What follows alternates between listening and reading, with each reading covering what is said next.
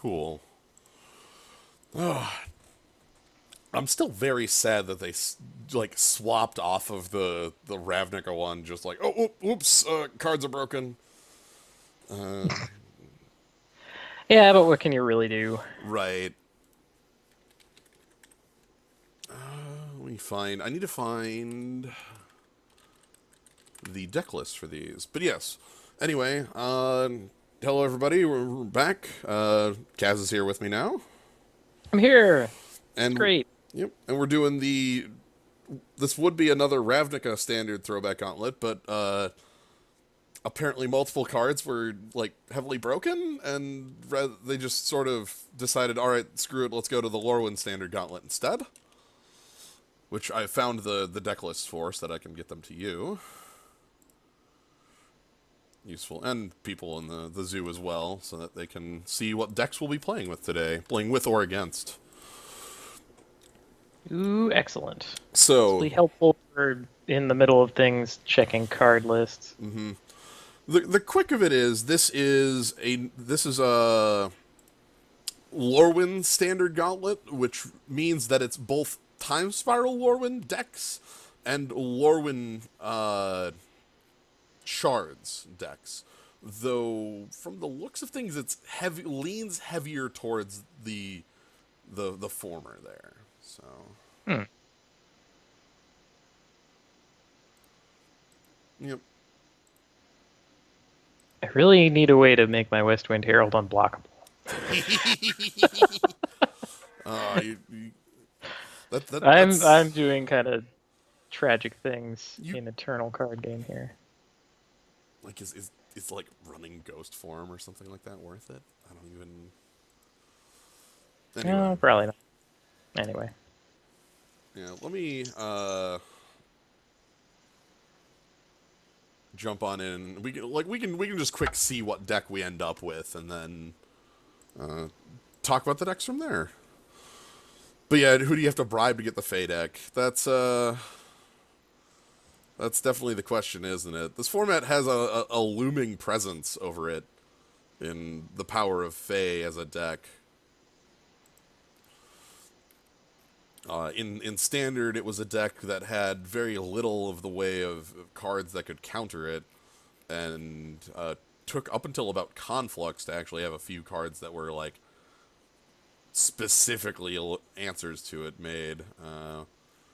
Heck, it doesn't even look like we're far enough that I don't see like Great Sable Stags on anybody's sideboard. So Hmm. that's a card that you used to like for the limited time that those overlapped. You used to see that. So, all right. So, all right. Let's go ahead and see what deck we're starting with, though. And I can talk. I talked a lot about Ravnica. Oh, sweet. This is a deck in its variations I know fairly well. We're starting with the Oh Doran goodness. deck. Yeah, this is one that I wasn't convinced was ever real. Like, did anyone actually do this? This deck was the deck that won Worlds. Oh, Like all right. this Well, specific list. In 2007. So this like setup. This is I don't know. I played this style of deck a lot because, when you own Tarmogoyfs and Dark Confidants, just putting good cards in to go with them is a way to build a deck. Maybe not like a reasonable like deck that has a lot of cohesive elements together, but it builds a deck. And that's kind of what we have here. Is we just have a powerful set of cards with not a lot of interactions. Like we have some limited things where it's like Nameless Inversion is good because we have a Tarmogoyf in our deck. That sort of thing. What else is in here we have as far as like our deck has a Pendlehaven. It's great. Yeah. ah, Yeah, look at this modern list. Yeah, this is definitely like this looks like it could be a modern list if you switched out like if you added in some Dark Confidants and like abrupt decays, I guess. Like So the idea here is that this deck wants to go kind of under, like, get these threats, these very large threats on the board very quickly, backed up by uh, a pile of removal in Nameless Inversion, Slaughter Pact, the best disruption element we have, Thoughtseize, and just, you know, playing out threats that win the game in 4 turns. Doran the Siege Tower is a 5/5 that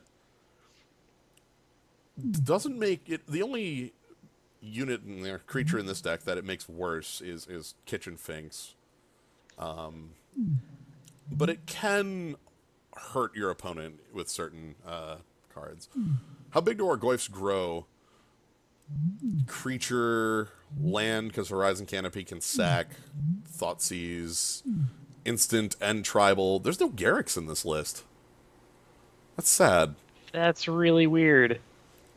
Huh. It's like planeswalkers were just starting to be a thing. Yeah. Uh, There's no Garrux around here. This is somewhere where I would have expected them, but they're pretty important. yeah, it does mean our birds gets to attack for 1 if Doran is in play. Mm-hmm. And Rift Sweeper here might be the oddest card to see. This is a card specifically to answer, I think 2 cards, really. Ancestral Visions, as you would shuffle it in before it goes off. And also Lotus Bloom. It gives you, like, you know, a lot of your removal isn't going to be great there, but your Rift Sweepers are still going to be doing something.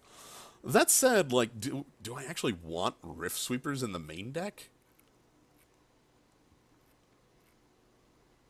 Like, out of all these lists, I think Fae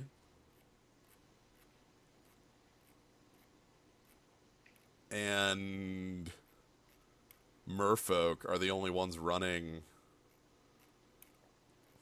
anything that could be hit by them.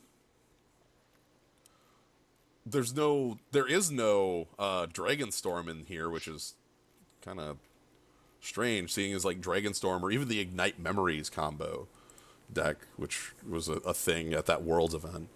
So I think I'm gonna switch out a Rift Sweeper for a Shriekmaw. I like having a Shriekmaw around.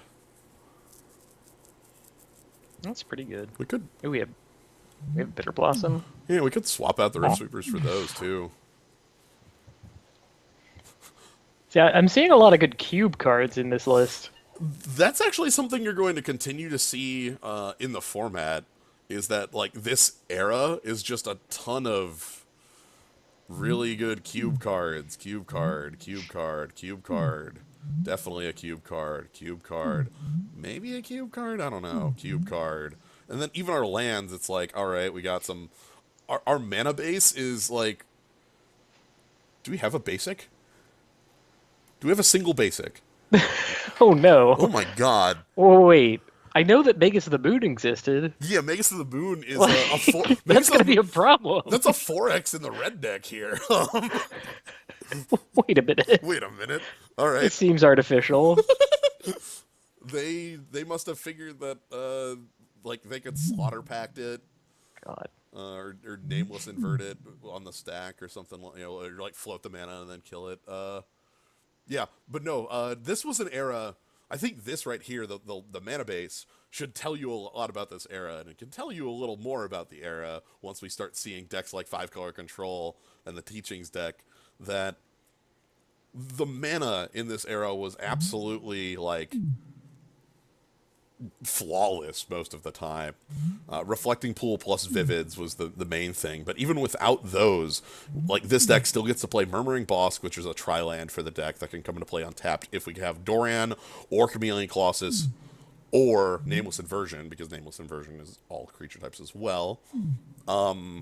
We have multiple types of duels here in the revealing lands that need you to reveal a different creature type. We have Pain lands. We have Filter lands from Shadowmoor. And then we have even some others like Urborg and Horizon Canopy. So, like, we have an infinite set of these different types of lands in the format. Not to mention our deck gets to play Birds of Paradise. So Well, hopefully our mana's good. yeah, I'm gonna take out these Rift Sweepers. Just put in the Bitter Blossoms. Goodbye, Rift Sweeper. They'll come in like in a matchup where they have something to target, but like Grizzly Bear with no text in most Well, I'm glad matchups. they at least let us rearrange that. Yeah. 'Cause that would be really whack if we have to, like, after every game, be like, okay, well, Yep. no more Rift Sweeper. All right. We also have Mind Shatter. Very similar to a very powerful card. Yeah. This can be like a against certain decks. You can, if you can get this through, their cryptic commands, like Shatter for 4. But yeah, so we will be bringing this in against. I think Fae and Merfolk are the only two running Ancestral Visions. So, all right. Anyway, let's just jump right on in. Ooh, exciting. Yeah. But yeah, this era. This is a very powerful era, and while Fae definitely was the number one deck for the longest time, there were a number, like I guess tier 2, the non best deck in the format was there was a good like half dozen plus decks there at any given time. Well, looks like we're mulliganing this one.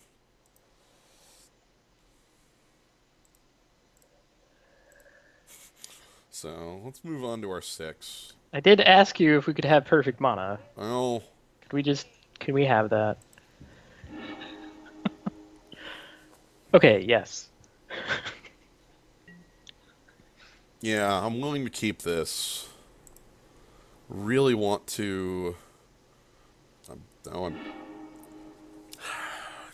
know if I want that Finks.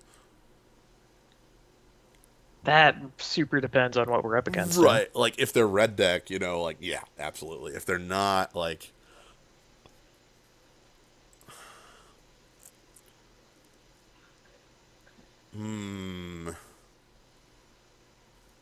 that's tough. Even if they're not, that's going to be like a threat that doesn't. The problem is we're very slow here. Like I'm turn 1 Treetop, then turn 2 Giltleaf Birds.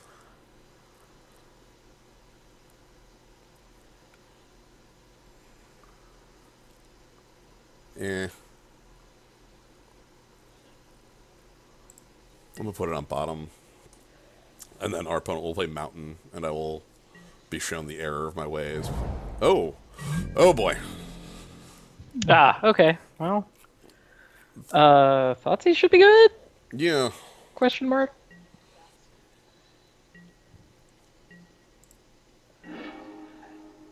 Oh, sweet. Turn 1 Birds. Oh. There we go.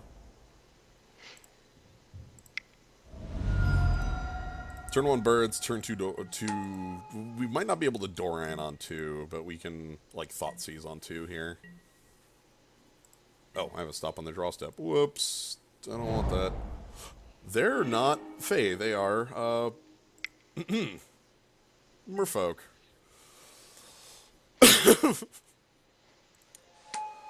So, Merfolk was one of the strongest tribes. Maybe not the strongest, obviously, like with Fae around, and even Tifkin, but, like... They had the most lords, Yes. I want to say, and all their lords cost 2. Well, okay, Redray was 3, but you made up for it by adding mana. Yep. So you could just... you could do some kind of absurd things with Merfolk. Right, let's just play... I still don't think they were as good as fairies, though. I mean... No. So that's... Honestly, like, oddly enough, part of their power was that Fae was strong. And like, oh yeah, the Island Walk. Yeah. Heck.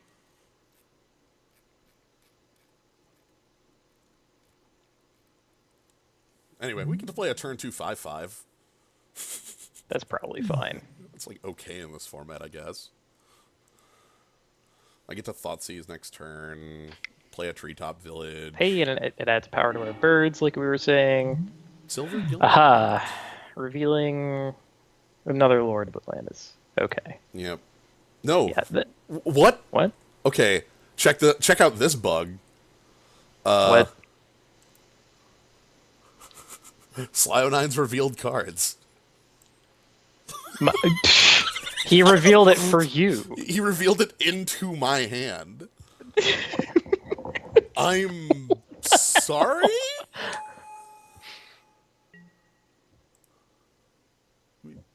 Yeah. Silvergill Adept revealing Tide Shaper Mystic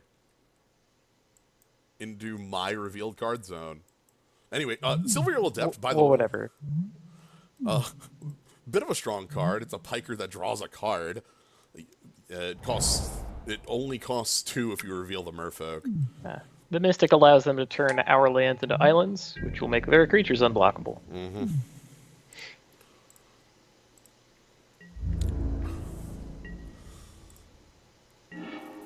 Alright, I'm going to Thought Seize our opponent.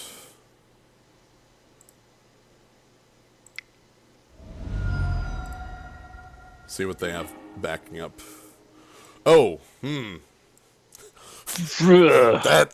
That is a strong hand, my friend. I think it's Reejery. Yeah, Redrag gets them mana and a lot more power. Right. Venser is their interaction with us, so they're going to bounce Doran at some point, but we have all the mana in the world and a backup Doran. Right. I don't think that's even close. So Redrag is one of the things, it's like, oh, okay, well, you have Silvergill Adept to draw cards, Redrag to add mana, and then they both add power to your board. So while you're building your board, you're allowing yourself to build an even bigger board, and Yeah. that could get like a mess. I also want to be aggressive here, mostly because I can't be defensive. Right. We have a backup Doran, and Yeah, I think they should realize that they have me dead in 2 turns, which is a problem. We need, like, a nameless inversion on Lord of Atlantis would go a long way right now.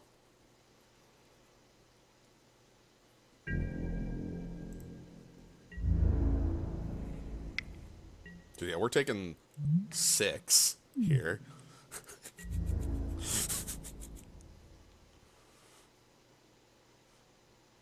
that took me a minute. Mm-hmm. Wow. Good work. I told you, it'll save us a point of life every once in a A little while. surprised that they didn't activate the Mutavault, but Oh, well, okay.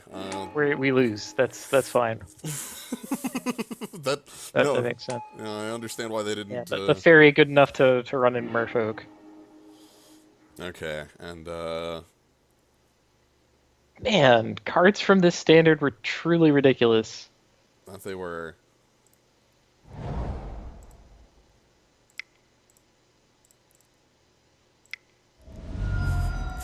Now the apocryphal Yep. standard. Yep. So everything is always a battle reenactment here, as the rules back in this Or day. the Society for Creative Magic Anachronism. They should just kill me. They really should. Ugh. What do we have against a deck that's this aggressive? We need to be able to disrupt the lords. Once with these gone, all they are is a faction of 1/1s and pikers. They have something like 12 lords. I know that. We can't. We don't have enough removal for that. So we have our. Let's see. Nameless version. I guess Red Cap could possibly ever kill any. Yeah. O-ring. Yeah, I'm frankly not seeing it. I think we just knuckle under this deck. I hate to say. All right. Well, let's see if we do. We have O-ring we could bring in, and that's I think the only additional thing we can bring in to help. Wispmare doesn't do anything. I could bring in Rift Sweeper, but I don't think a Grizzly this deck only plays 2 copies of Ancestral Visions.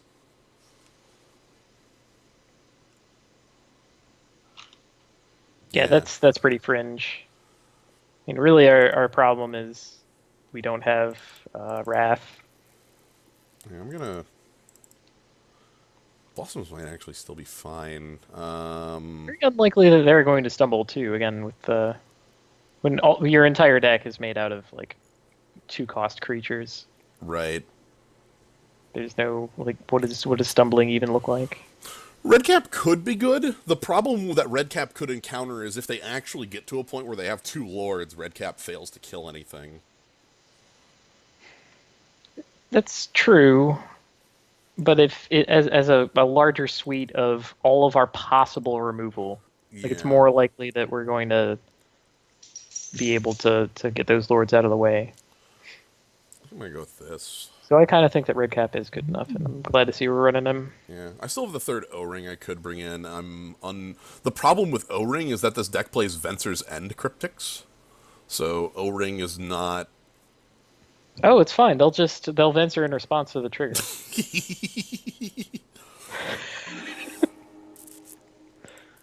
Anyway, yes, I would like to play first here, and let's see if we get a. This is a nice looking one. It's not bad. You have your choice of turn 1 birds or turn 1 Thoughtseize. Yeah. And I kind of almost want Thoughtseize because that's one of our ways, especially on turn 1, of disrupting their plan. We get perfect information. There's no 3-cost thing that we want to cast on turn 2. Right. I guess the question is we could turn to the Thoughtseize because their only turn 1 plays are 1-mana 1/1s or Ancestral Vision. So we're still able to hit Okay. all of the relevant things. That's fine then. All right. I'm going to have to. Yeah, Guildleaf Palace, revealing Nameless Inversion. And then, like, next turn I get to play out Tarmogoyf with a Thoughtseize to make it a 2/3. And then Nameless Inversion makes it, Oh my god, tribal. Uh-huh. Oh, man. That stupid card type. Yep. Why did they do this? Alright. So, Ooh, excellent. They know that we have 1 Nameless Inversion, but they will not expect the 2nd. So that's kind of good. so we'll go for the Thoughtseize first. Might actually be able to win. Yeah, we have a lot of removal. Oh my goodness, I see 2 Cryptics there. Oh, wow. Ugh, Sage's Dousing on top of that. Yeah. Wizard Tribal Instant. If we get the Sage's Dousing, our Tarmogoyf is immediately huge. True. God, do I want to cut off Cryptics? Do I want to cut off Silvergill Adept here, actually? Looking at the hand.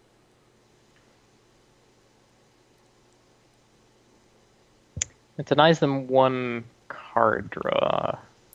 Right. Well, I'm thinking in the sense that they're a little mana shy here. And I have 3 pieces of removal. If I just, like, remove their threats 1 by 1, I don't care about their Cryptics. These cost 4. Mm. Yeah, okay. I'm down for it. They're probably going to be a little weirded out of that, but you know what? We'll see what we know for a fact that they have a snow-covered island in play and 1 in hand. Yep.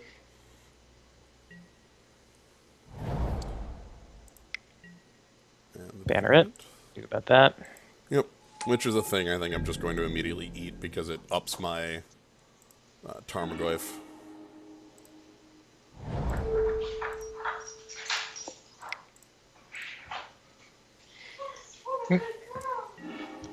Hold on a sec. Yep. I'll be right back. No problem.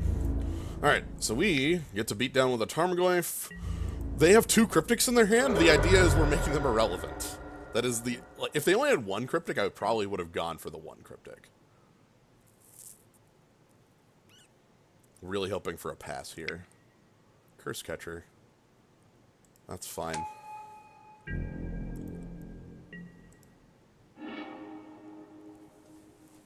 Alright.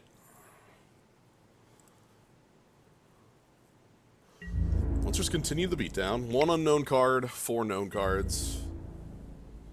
Alright, I'm back. Hello. Dog's very excited. So our opponent has played a Curse Catcher. Oh, another Stony Brook Banneret. Gonna catch some curses. Yep. Curse Catcher made his way into Legacy Merfolk, I think. Yes.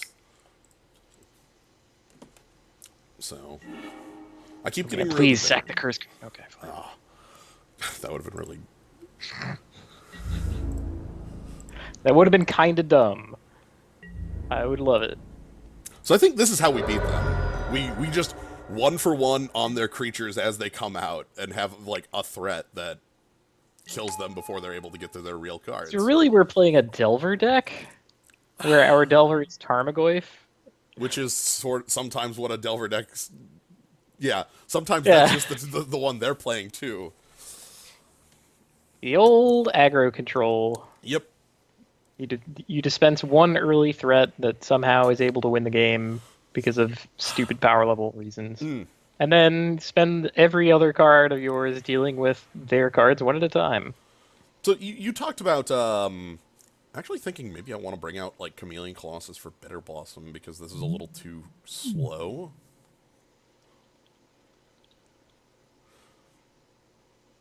Like 4 cost means that it's a lot more likely to get hit by their counters and like Sower of Temptation and the like. Yeah, I'm trying to think of any advantage that it has over them. And like being all creature types, I still can't think of... No, there is an advantage. Lord of Atlantis exists. Oh, I see. So, really, he'll be giving us Island Walk. Yes. Alright. No, that's good enough. Okay. Persist as a keyword means that when this creature dies, it comes back with a -1/-1 counter if it had no -1/-1 counter on it. So, right. So it gets a second lease on life. Yep, they remade that mechanic as Undying and changed the minus to plus so that things, when they died, actually got bigger. Yep. Changed some of the designs around, but the basic concept was the same. So, one other thing you mentioned at the beginning here was that our opponent's, or that our deck contained a lot of cube cards. You know, a lot of these like these cards that are very powerful that fit into the cube. Our opponent's deck, like outside, even like outside of their Merfolk setup, is also a lot of cube cards. Venser, Sower, Cryptic Command, like. Yeah. Okay, how worthwhile is this to keep? Like, we have Horizon Canopy we can cycle if things get gnarly. It really depends on how great an advantage we think we can get from 2 Thoughtseize, 1 Nameless inversion. And I think we would be a lot happier if we had a Tarmogoyf. Yeah, we need a threat to go with this. I still frankly can't. Like, this is... You know that as soon as we toss this away, we're not getting any more lands. Right? Like... Yeah, I know.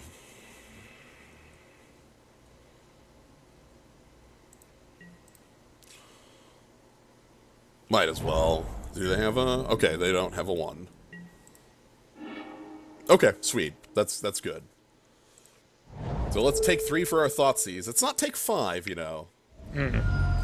I'm a fan of take 5 for your Thoughtseize, but 3 is good, too. Alright, what do we got? Sig River Guide, Mirror Regery, Venser, Sower.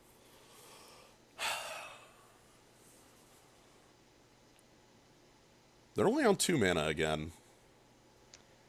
Yeah. Sig can be hard to fight when they have mana. Yeah. It's like passable protection is a nightmare. Maybe we get rid of Sig, we kill off the second Sig, and then... Yeah, then we have a reroll on whatever our Thoughtseize is. Yeah. Yeah, that sounds fine. Okay. And then revealed cards can sit over here as our, known things to fight. Again, like I like leaving these 4 things alone at the moment because we can hopefully not have to worry about them for a while. Okay, Dark Wastes is known. I'm guessing Sig River Guide is known. No, they drew the actual best 2 there. That's a good crap. one. All right. Well, nice peel. Yep. It double revealed the Sig. Yeah. Good. So I think that just means I'm gonna Thoughtseize again here. That's nice. Like Thoughtseize again, and then we'll get a little bit more information, and then like we can play Kindred Finks the turn after. By the way, we're taking a lot of damage off of our own plays, which is great. It's pretty exciting. I could also leave a nameless, but I'm gonna Thoughtseize instead, and I don't wanna show that we have a removal spell to go with this. A land. Well,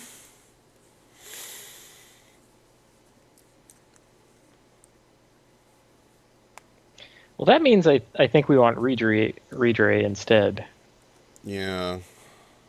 Because that's going to be immediate damage, whereas Sig needs like a warm-up time. Alright, and then,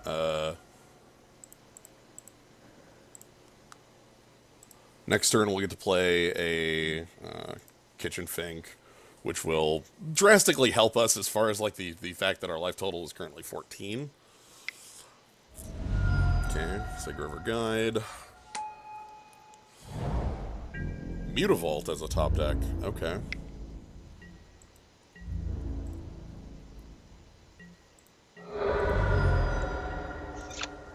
Huh. We'll just kill ourselves with Thoughtseize, and that'll be the game. Hooray!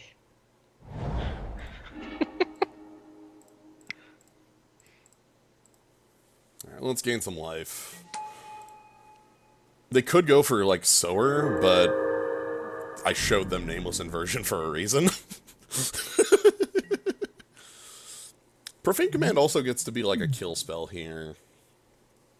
If we, if they're down on Sigmana. Now, Cold Snap was a beautiful idea, you guys. It's just... Oh, that's kind of a weird decision, given what we showed them. Yeah. They really just want the beats, I guess? Yeah, I guess they really want to get through. And we have to do it on our turn, because as soon as...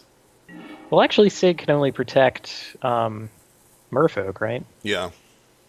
So I guess we could try to be cute and catch my combo, but then we have then they have Venser open. No, Yeah. never mind. That's Hell, stupid. let me just Thoughtseize them. I will break my own brain. No, we're spilling our blood to break their brain, and that's why they were fine with it. I see. They have a second. I see. That means I should get rid of their Venser and leave their Sower. All right.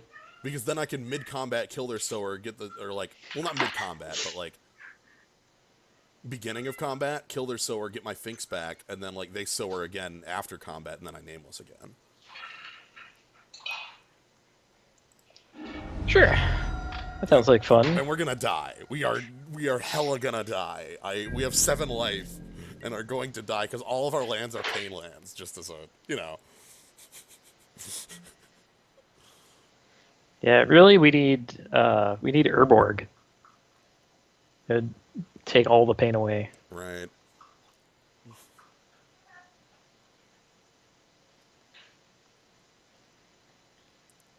Here's hoping they did not rip Cryptic. My actual hope is that they would go like Mutavault activation and then move to combat.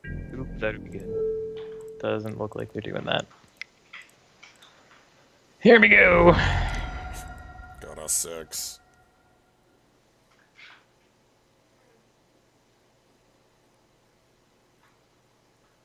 Blood.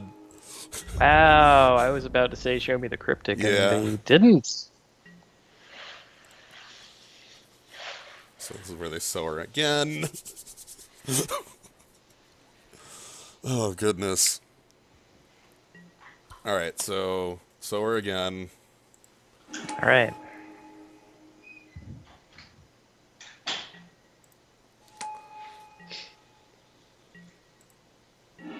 I think Magic Online does, in fact, let you tap to 0 life and then undo, and it will give you your life back.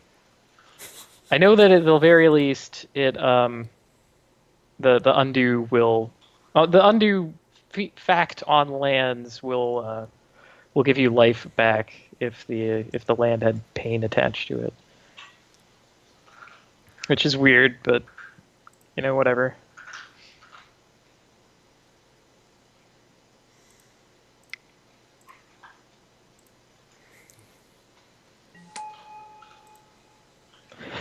Here, a 4/5.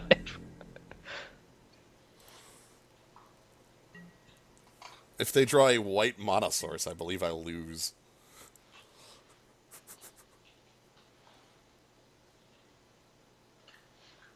Even if they do not, I think I lose anyway. Oh dear. I've paid too much blood this game. my yard is 3 Thoughtseizes that I've pain land for, and every single black mana used is also like. Yeah. The skulls have been pretty damn painful this game. Mm-hmm. This is what we get for having 0 basics. Shit.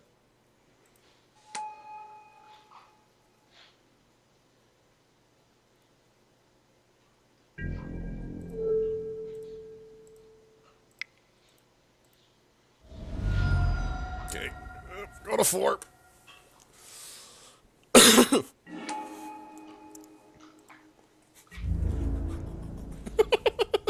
Yep. Sig comes in. And they're gonna Okay. pro green Sig, and I go to 1. And now that I'm at 1 life, if I attempt to cast a spell, I lose the game.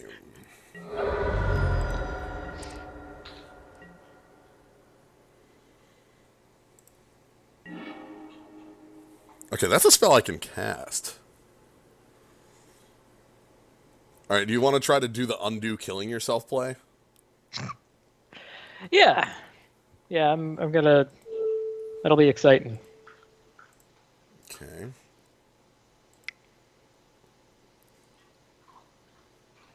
Oh, no, it doesn't like damage me here. Huh. That's weird. Wait. What about Horizon Canopy? It's part of the cost, right? Yeah. Pay to 0. Ah, we're on the edge of life and death. Death is certain. Blood. Pay more blood. It's currently 2. The game is ended. I paid too much blood. That happens. Oh, I love it. Yeah, we definitely wanted that Finks to die, but could not. The Finks could not. We were a gigantic dog to their deck in general. I'm not surprised that that's more or less how the game turned out. We needed basically that game 2 to happen twice, where we just had it was like early threat and then 5 removal spells. Thank you for the bets. All right, let's jump back on in and see what we get. We've got there's a lot of different decks to that we can still encounter and learn about. Well, no, we cannot go 0-2 to Faye. Because we just lost to Merfolk. Oh, unless you mean like game record, which we absolutely can do. Ooh, that one's Pendelhaven. Little did I realize. That makes this hand real. Yeah. Yeah, okay. I'll keep.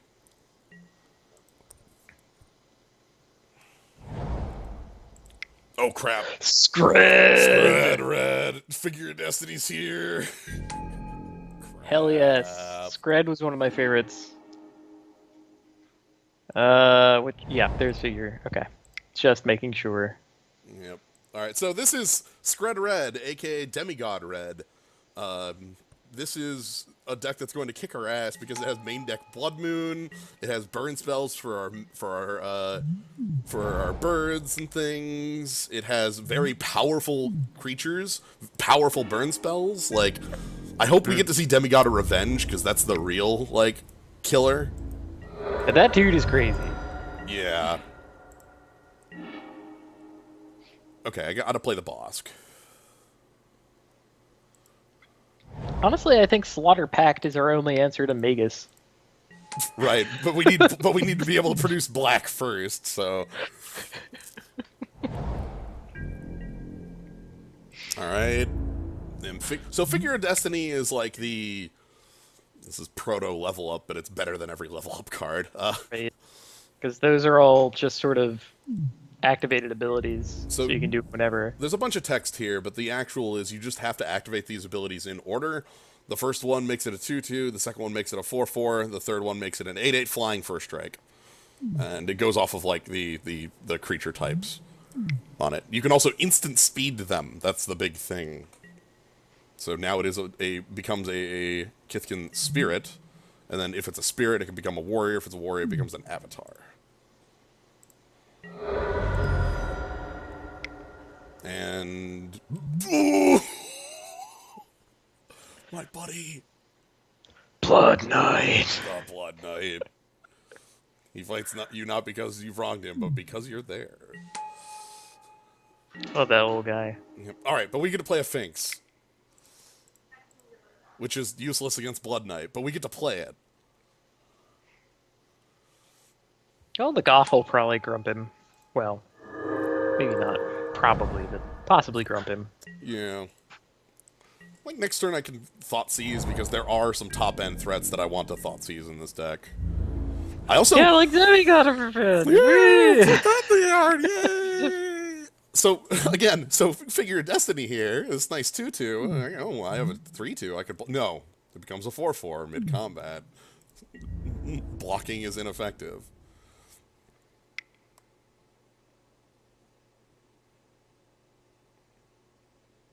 Ooh, alright. Also, the threat of it is enough, because now they get to play out more threats.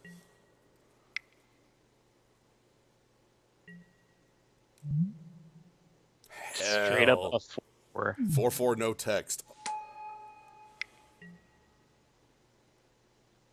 Shit. One card in hand with Magus of the Scroll, eh? So, do I go for the Thoughtseize on the one card in hand? And take their last snow-covered mountain. It would fail to. If it's a mountain, I would miss. Right. I think I just let it happen. There's no, like... What, they're gonna draw a card anyway, so, like, Magus of the Scroll is still gonna be able to shock.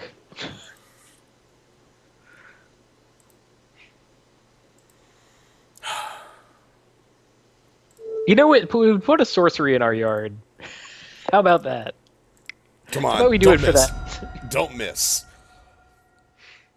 If this is snow-covered mountain... No! It's snow-covered mountain! So I paid 3 life to pay 3 life. The most effective 3 life you can pay. That's good.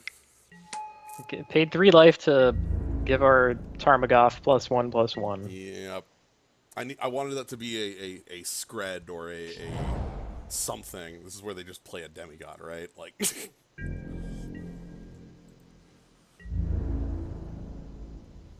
So Blood Knight really has trouble coming in here? Well, not really. Okay, never mind. I can block Llanowar Elves, pump it with Pendelhaven, but they can respond with Magus of the Scroll.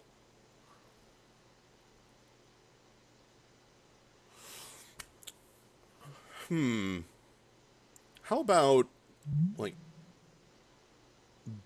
double block on Ashenmoor Gouger?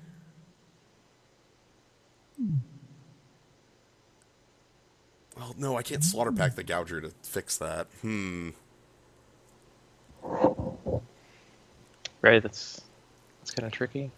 Yeah, not easy here.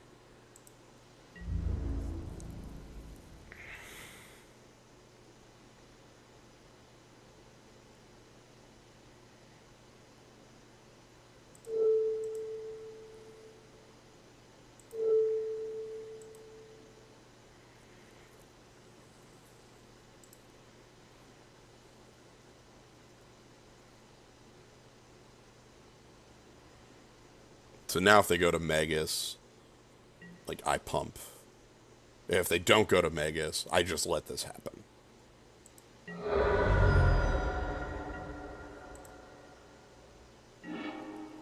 Okay.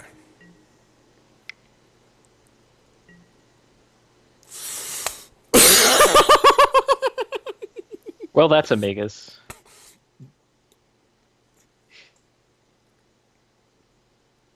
I think I should save my Slaughter Pact for when they try to, like, when I need to do something.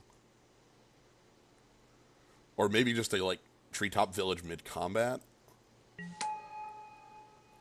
Anyway. Well. Could still play birds. I can. Birds off of Llanowar Elf.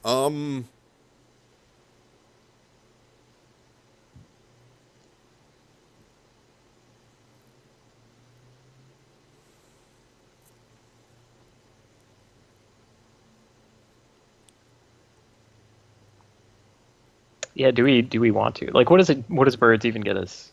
Like, the play is Slaughter Pact, the Magus mid combat, Pendlehaven Treetop Village to make blocking kind of a nightmare, and hope that that's sufficient.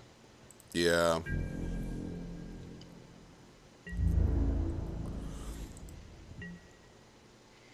But I fear we are already in our opponent's magic. And oh, Is this Demigod? Is it here? Demigod. It's gotta be, right? Like, that's just, like, how this works. Come on, Come just play on, Demigod, play dude. the Demigod. No, don't do this. No, come on. Like, oh wait, no, I should hold up Magus at the scroll, right? Yeah. Alright, so let's...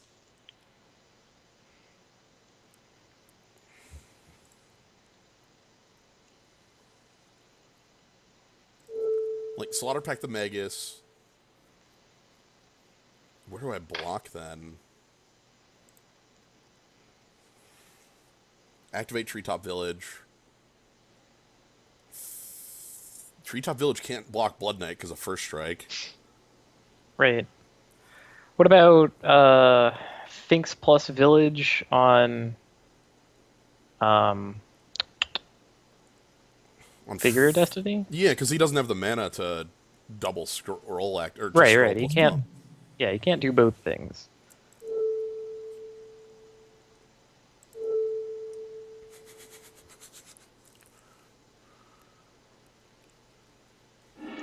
Okay. Or even like Treetop Village alone on Figure, and then Elves on Blood Knight. And you know, one way or the other, because he can't activate both things. So you would be able to choose which of his creatures survives. I think I'd want to take the choice that results in Figure of Destiny being dead. Like, that seems like a certainty I need to choose rather than a... Well, actually, we could still do all of the things.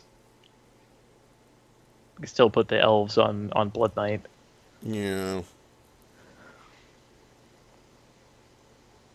If you want. It doesn't matter. Let's go... I have a feeling that...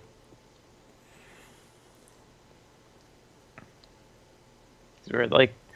3 of our mana is spoken for next turn. Yeah.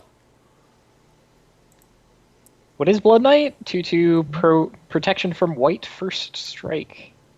So Kitchen Finks can't fight it. If Treetop Village attempts to fight it, they'll shock it with the Magus of the Scroll. Yeah, the biggest of the scroll is the most complicated part of this board. Mm-hmm. Like, that's getting us real good. Okay.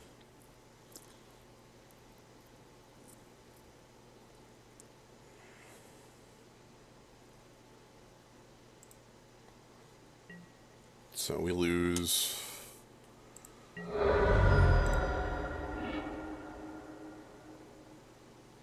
That. And then... Yes, this is us casting our spell into the past.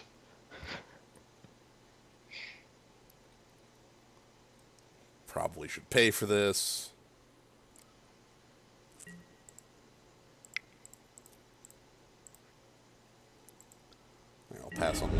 Thank you very much. And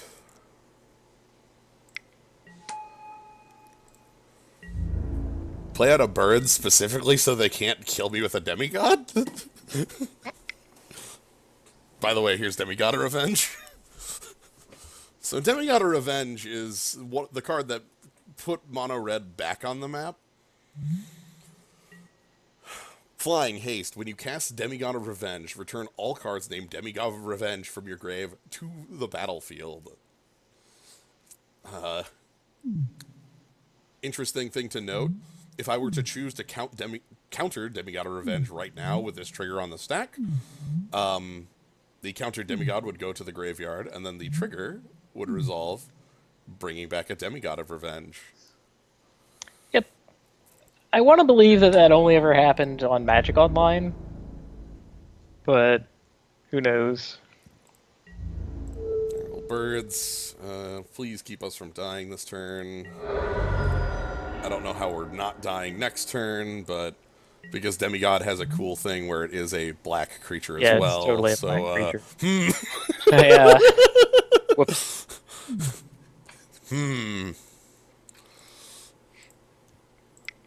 Unable to slaughter. Yeah.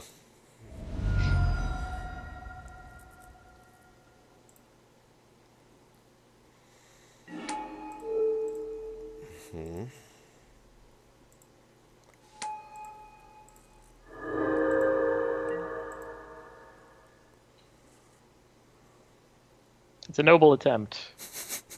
It's the best I got. We're still... Oh, we're... Even if we did have the kill spell for Demigod of Revenge, guess what would have happened?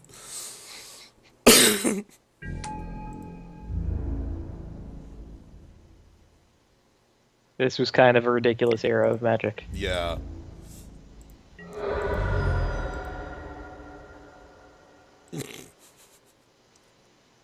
Demigod of... Yeah, when it dies, shuffle it into the top 10 cards of your library. Okay. What do we not want here? I kind of like O-Ring as our removal, because that can actually answer Demigod reasonably. But yeah, after it's hit us in the face. I realize. Maybe Bitter Blossom's fine in that regard, then. Taking 1 every turn instead of 5. Right. Yeah. Primal Command does have the text, target player gains 7 life. Ooh, and we can shuffle their dead demigods away. It's true.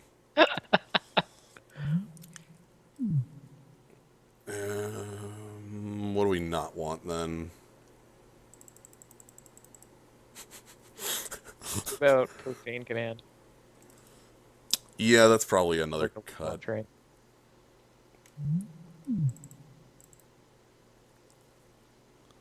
Like this. Right. Little lower to the ground, no hand disruption.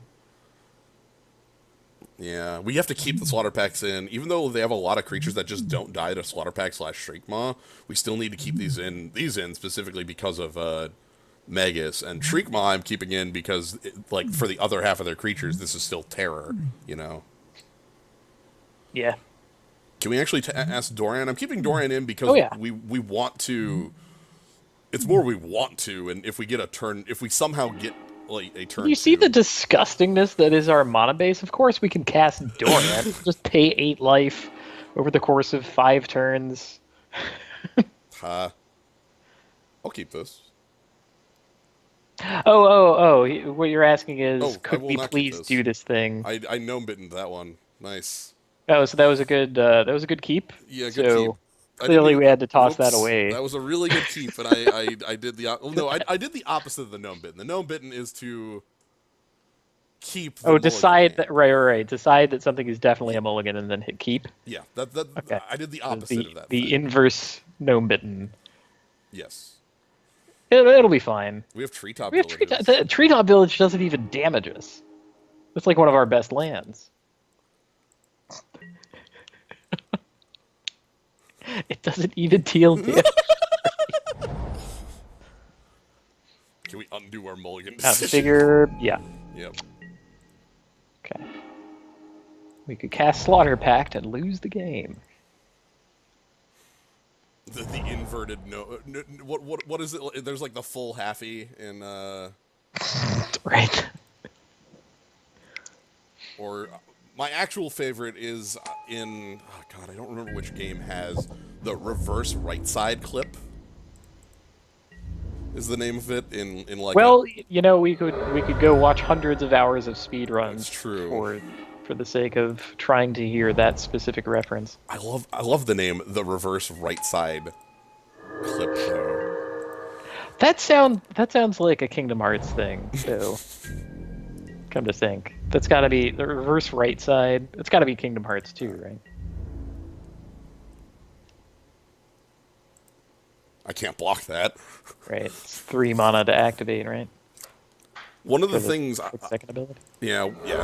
One of the things that's the most interesting about how the red deck plays here is that Kitchen Finks, you know, is this incredible machine that really puts the downer on red decks, but not in this format.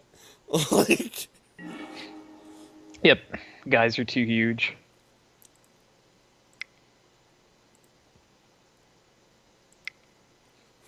Well, this is embarrassing. this is a little embarrassing. It's not often you have a Tarmogoyf that could die to a To a shock. yeah, to a shock or a nameless inversion, but here we have it.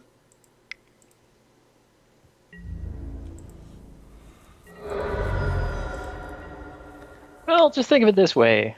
If it dies, it'll make other Tarmogoyfs larger. Yep. Yeah.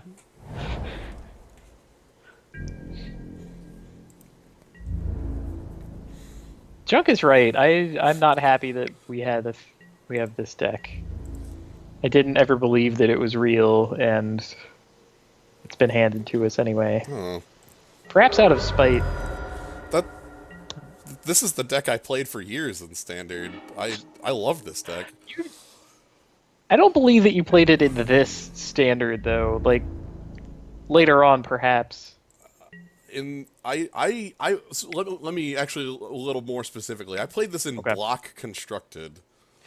See, that sounds way more reasonable. Which is very close to what we're looking at. All right. You still would have had to deal with Figure, but I guess Demigod too. The main reason I played this actually had much less to do with like the viability of the deck. They missed on their what did they name? Scred? Well, they revealed Wait, no, Scred. They revealed Scred. Oh god, and they named Flame Javelin? Oh, their hand is fire!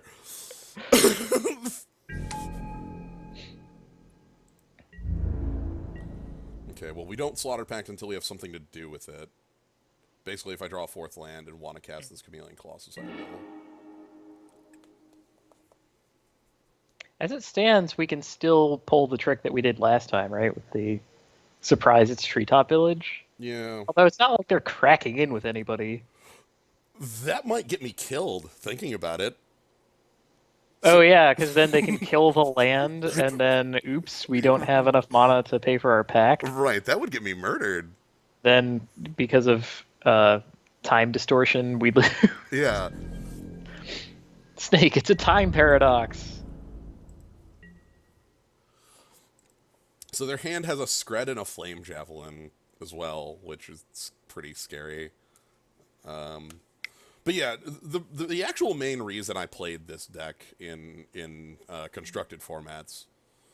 Sure. All right.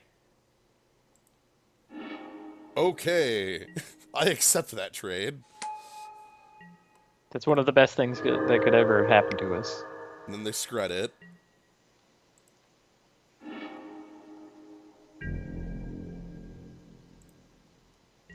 Oh man. Well, now that they're tapped out, this seems reasonable, right?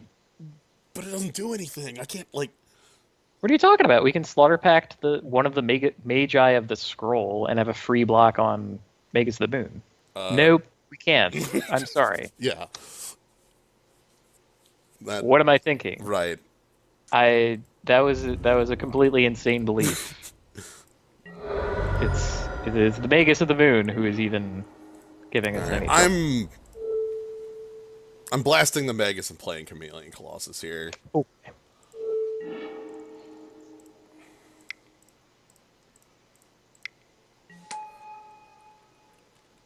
Behold, protections from black. Yep. If only he flew, we could grump the Magus the 2. Hoosie. Come on. Do you have another Magus? Ah, Well, that's a clean answer. that is a clean answer. I just Now we have no information about their hand at all. Yeah. Okay. Well, we got to pay our dues.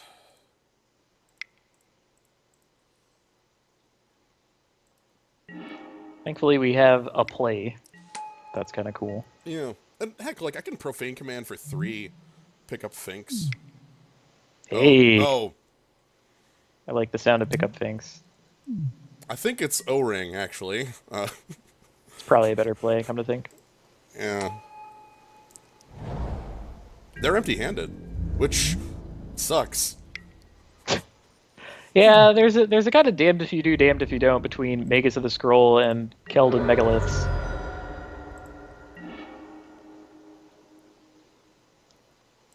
Yeah, we need to O-ring. And actually, like I needed to keep birds alive. I wanted to chump block with birds, but we don't have a white source other than birds, so... Oh. Yeah. Oh, that's terrible. Right, you're right. Llanowar Waste is not Murmuring Bosk.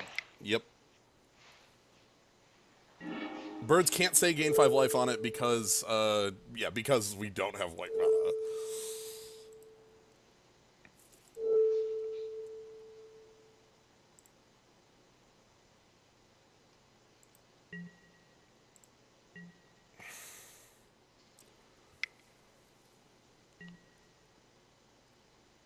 Uh-oh. Oh, shit! Right, Well,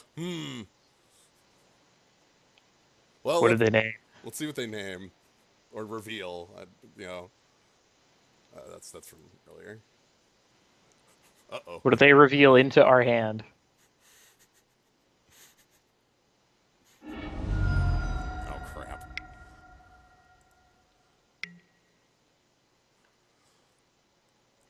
This means I'm not dead. Okay.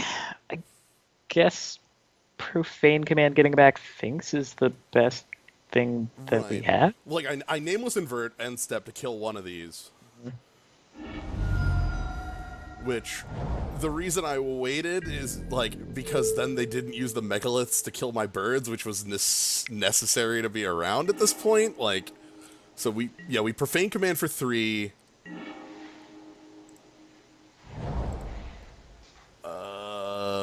Oh god. This thing hasn't been updated with the... This was the one? Target creature from grave. -X. Okay. So, thanks. This excite. Birds for black, Reflecting Fool for black. Because I can't afford anything else.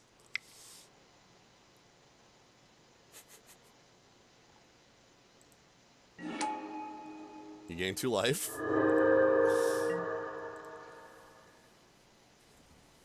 Oh, they didn't stop on their upkeep. Okay. See, now we need to kill our own kitchen things. Yeah, because these are going dome. So I need to draw a kill spell again. For Kitchen Finks. This is so stupid. That or have them draw a card that they, for some reason, cannot get out of their hand. Yeah. Well, we get to show them our cool tree man before we die. We can't... No, we could. The other thing here is I get to attack for 9, which is half their life total, but... Not enough.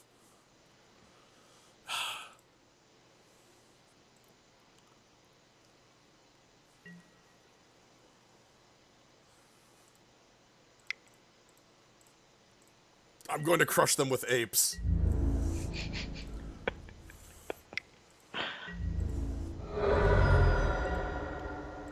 Alright, Alright, now a card they cannot cast.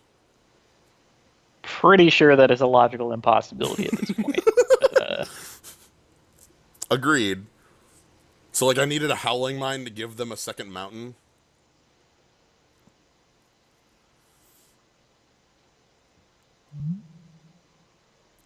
Three green ape.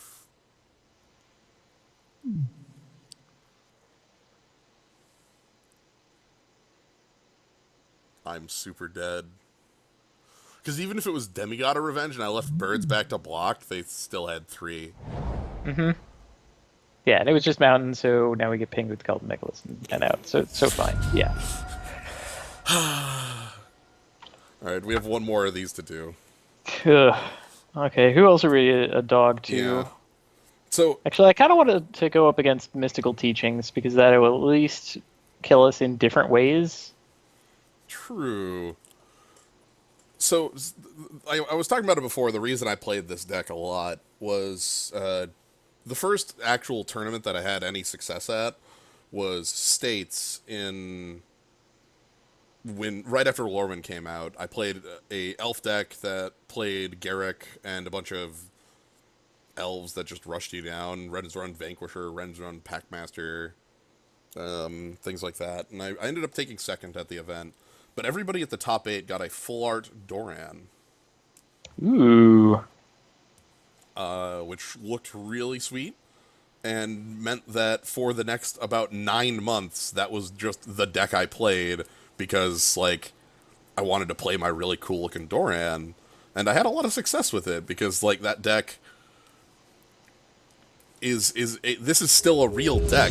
Again, this was a deck that won Worlds. It's just also a deck that sometimes doesn't get to show up when your opponent has Blood Moon. This looks fine. This is very threat heavy. But we have turn 1 birds. Sure. We'll overload them with threats. Vivid Creek. Oh dear, are they just 5 color? It could be Cruel Control. I mean, it could be Swans. They could be Teachings. Wait. For whatever reason, the Cruel Control list doesn't have Vivids in this. No, yes it does. Okay. I was I was about to say. like, there's no way. Yeah. Oh, Tolaria West. I think you got your wish. Hey! Yeah, one of in Teachings. Well, let's show them the beatdown.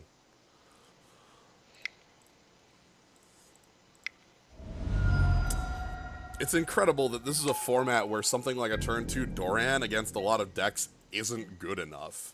You know, we did that against Merfolk, and it wasn't... Like, the mana bases were so good between Vivids and Reflecting Pool that you could run anything. It's your buddy. My buddy! Hello! Wingfish. So, when I say I played Doran a lot. Then Revelark did come out. And, things changed. Ooh, hey, Urborg. Wow. I mean, they can already produce black, so... Yeah, that isn't we're giving them anything. Let's take a look at what they got. Hey, buddy. Oh, God. So, take a look at... Welcome to 5-Color Control, a deck where Cloud Thresher and Cryptic Command exist in the same world together. Crovax? Crovax. What? This is here for, like, you resolve it against a Bitter Blossom, I guess. What do I want to take? Yeah, that's crazy, right? Because, like, their next turn is just Muldrifter again, and they have mana, and then it'll start doing Teachings things, which is fine, because, like, the more time they spend, like, not doing much of anything. I could cut off their only piece of removal, then. Right? Yeah, like, they might have Cryptic, but more likely they're going to just be drawing cards, which, since we already have the threat on the table... Yeah. You're only seeing 4 colors here. Don't worry, Fire Spout will be here. Trust me. This is a 5-color deck. There's a reason that like this is a teachings deck, but this is really 5-color control before it was cruel control. Like I played block constructed a lot. I'm gonna play a Goyf here as well because it's a stronger threat. Also because it lets me attack with my Birds of Paradise. I played block constructed a lot, and in block constructed, I played Doran splashing for Cryptic Command. That was my deck. It was very easy. And what happened was that like block constructed was where people figured out the power of Vivid Reflecting Pool, because it started with, I'm gonna build Doran the Siege Tower. Oh, how do I build that mana base? Well, I have Murmuring Bosk. Oh, I should probably include some Vivids, and like maybe the Reflecting Pool with the Bosk will work well.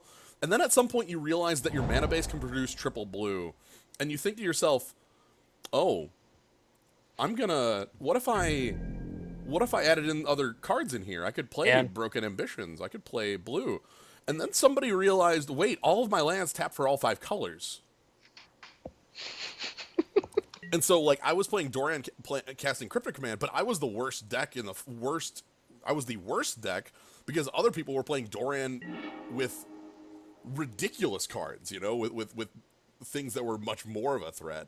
So we know they drew Dreadship Reef. So their hand is this. They're holding up Cryptic here. And Mystical Teachings. I think we just go to combat. Yeah, I mean they're gonna want to tap us down, maybe bounce something. Yeah, like we recast it. If they, I'd actually think that them Cryptic in here is the incorrect choice. Tap draw. All right. They tried to time walk us. Yeah. So, counting up our damage here, we got 1, 6, 10. If I deploy another Tarmogoyf, that is a lethal threat. That sounds exciting. So let's do that. Let's deploy a lethal threat. But yeah, so block constructed was really funny because I played in 3 tournaments and there was this like, it was just this slow realization from everybody at the event where it was like, wait, why am I just not playing 5-color? Like somebody's playing blue-black control and they're like, wait, why am I just not playing Cloud Thresher in here? Oh no! Oh shit! Wall of Roots. It's too strong. Oh no! The most powerful defender. Fuck. So now we need an answer to Wall of Roots. Oh my god. We know Cryptic's gone. Okay, that'll work. Because Nameless Inversion gives it power, which removes power. It'll become a 2/2 effectively. Perversely. This rules. Also, I guess our Tarmogoyfs will get bigger, yeah. Yeah. Sure. This is pretty good. Alright, we're coming in. Wall Roots is an 05 right now. They haven't used its ability. Right, hello, my name is Nameless Inversion. Is it, though? Can your name truly be this? Yeah, my name is Yeah! Yay! So yes, Well of Roots would become... It starts out as an 05 that deals 5 damage. It becomes a 3/2 that deals 2 damage.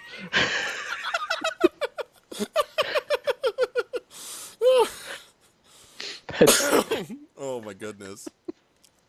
Isn't that just beautiful? But this standard is so dumb.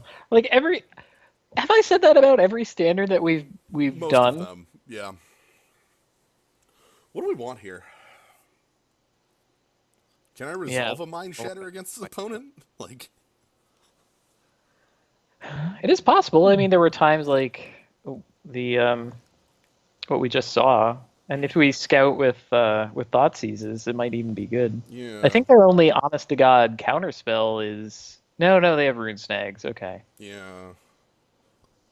that's it though. Okay, they have Pact of Negation, so they could constantly have a whatever. Yeah. Okay, so maybe you're not resolving Mind Shatter. Fine. Do we want Slaughter Pact in this match? Does this matter?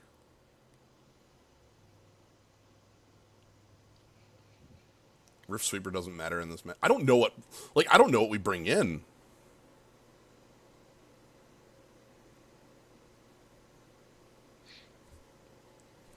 I'm like going back and forth looking at their list, looking at my list, looking at their list, and it's just like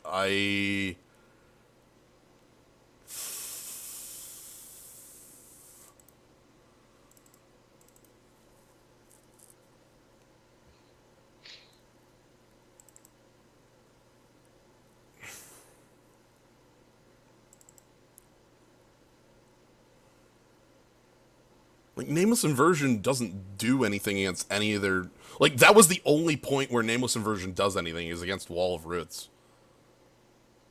Right. I guess it could nug a Mole Drifter. Doesn't do it. Like, all their other creatures are way too large. Yeah. They have very few creatures to begin with. Right. And Slaughter Pact actually has some problems dealing with some of them. Right. Una... I mean, by the time Una comes down, she's probably already, like, made a bunch of fairies. Yeah. But let's just do this. We'll do, like, one Mind Shatter. And I want to bring in a Primal Command. I'm convinced that this is okay. Maybe that's wrong. Well, we get to accelerate it out. And, you know, they can't both counter our thing and advance their own game plan. So... Oh. Yeah.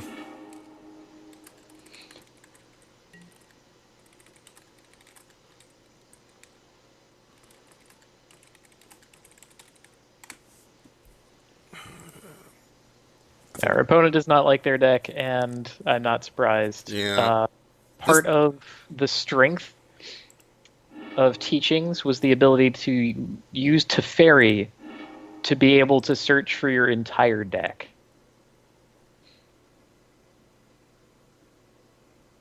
Well, maybe not like... Do I care about this at all? Chameleon Colossus on top? Yeah.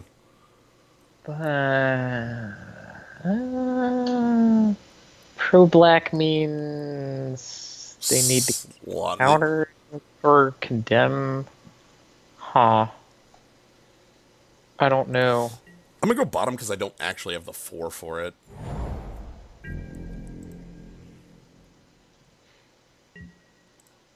All right, Avivid. Let's see what we're looking at. We want to Thoughtseize before the Elves? Okay. Well, I mean, we could Elves too, so that like next turn is Thoughtseize plus Tarmogoyf instead. Yeah, that's my thought. And we get to use Urborg for like perfect fixing on that as well. My life total's actually irrelevant in this one, so we aren't going to be caring as much. But yeah, like, the standard purports to be tribal, and they mention that this is like, the tribal standard gauntlet, and like... Yeah, you have the tribe of fairies, fire. Sure, I don't care. I'm gonna Thoughtseize you twice now. How's that sound? Like, I'm shredding your hand, damn it. Plasmar Elves. Okay, fine. Aha! We get the Chameleon Colossus back anyway. Alright. Give me your money.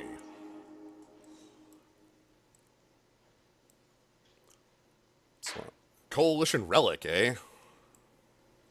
It's almost certainly one of the ones we want to take. Yeah. Because I don't think Platinum Angel is all that relevant. We have any removal in our deck, so not super worried about that. It also costs $1 million. Right. More relevantly is the cost $1 million on this. Cryptic? That's got to be better than taking Slaughter Pact, right? I mean, Yeah. Chameleon Colossus is pro-black to begin with. So what, they get to kill our Tarmogoyf? Right, Sure. So, that's their hand.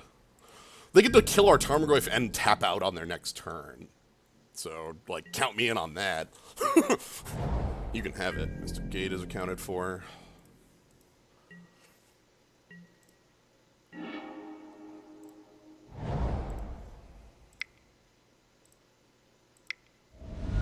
Still have to pay blood for our mana. We can pump Tarmogoyf again if we wanted. Putting a land in the yard. Yeah. Hell yes. If it came to it, that is a possible line.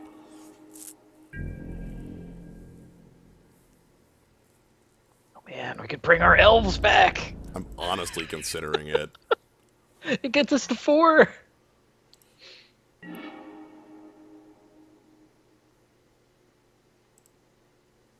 Yeah, because they're not going to be able to counter my Chameleon Colossus next turn if I do this. Yeah. I mean, they could have a Rune Snag also. And that would be a shame. But I still think this is fine. Yeah, X for We 1. get to attempt the same play next turn if that's really what they want. Okay, they don't. Okay. So now they pay for the pact or lose. Tap out. They also lose their other Vivid counter, which might cut them off color. That's exciting. So Slaughter Pact is accounted for. Urza's Factory. Wait. No, they don't, because everything's a swamp. Oh, right. Never mind. But also, speaking of everything being a swamp, check out Urza's Swamp. Land, Urza's swamp. Urza's Swamp. Yeah, right, they don't have to spend that. That's fine, then. Oh, oof, okay.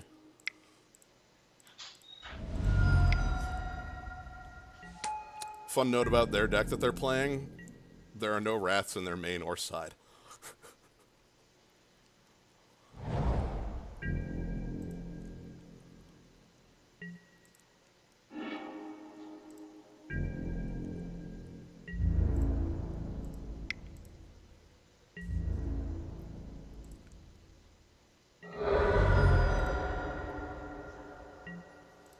So we play the Chameleon Colossus. Yeah, let's play more of these. What's worst case, Cryptic?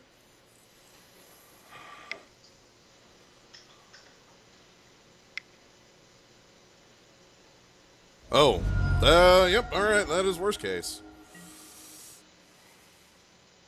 They might actually get to the Platinum Angel.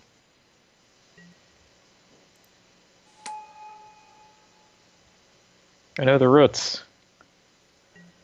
Oh no, the Roots. Yeah, they can cast Platinum Angel next turn if nothing else happens. Yeah, that looks very awkward with Shriekmaw sitting here, but Yeah. We Profane for 4 just takes that out.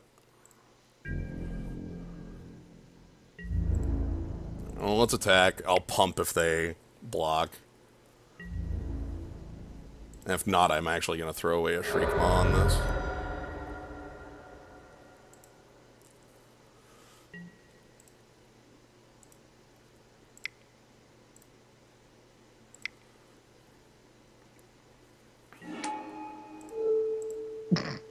yeah, can we trick them into going to -2 and then then killing their Platinum Angel? We might be able to. The thing is, I want to kill their Platinum, like, the moment I am able to, if something happens. You know? Yeah. Like, if it shows up, I want to be able to Profane for 4, kill it, and pick up a Chameleon Colossus. And the reason I cut them off the mana is so that they can't do it next turn for certain. Because we don't have the mana to Profane for 4 yet. They might Muldrifter, that'd be a good draw.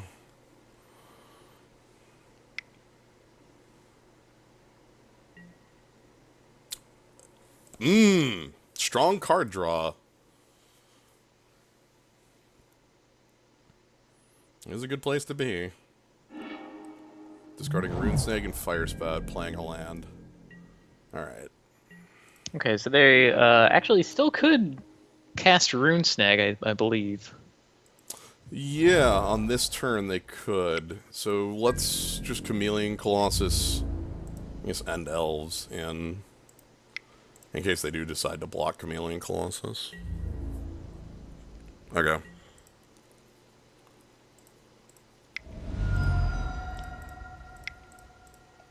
Our lands have done so much damage to us. Yeah. So next turn they tap out for Platinum Angel and I just go Profane, you lose 4 life and die. Like, right? Like, that's it? I'm not really, like, They could Pact of Negation me, I suppose. Yeah, yeah. Oh, wow. So, Teferi. I'm gonna try attacking for lethal and see what happens.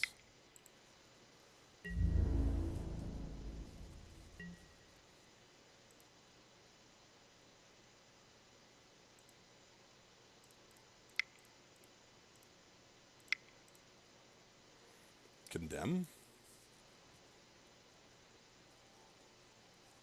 I think this is they have a Condemn, or we're gonna gain 4 and lose our Chameleon Colossus. Oh, no, or they have a Cryptic.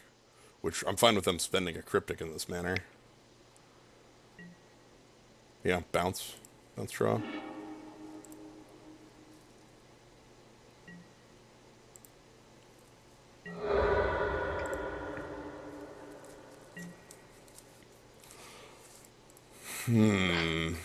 They're hanging in there. Yeah.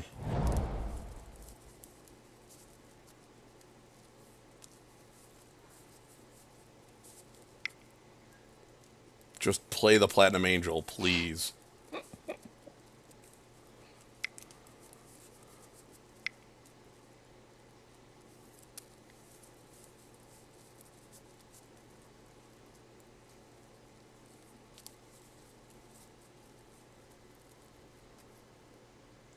Cryptic Command is an 8/8. Yeah. Mole Drifter. Okay.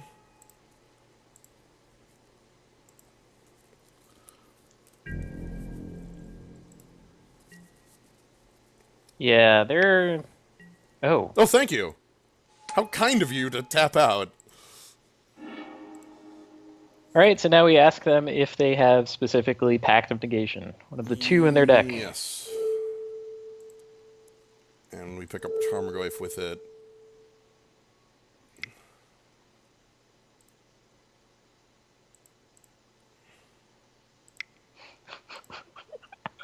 So many mana abilities. Why? Profane for 2. Yeah, They didn't have it. Woo! Fireball. Woo! We fireball. Profane Command is also one of the main reasons that I played the Doran deck so much, was because Profane Command let you get out of so many weird, like, so many situations. It's not Cryptic Command. Nothing's Cryptic Command. But the flexibility of the card is close. Mm-hmm. So, yeah. Anyway, I'm gonna quick do a roundup of the decks we didn't face, just to talk about them for a moment. Let's take a look. So, so going down the list, we start with Doran, the deck we were playing, as noted. Like, Doran is a... There's a reason the color combination is called junk, alright?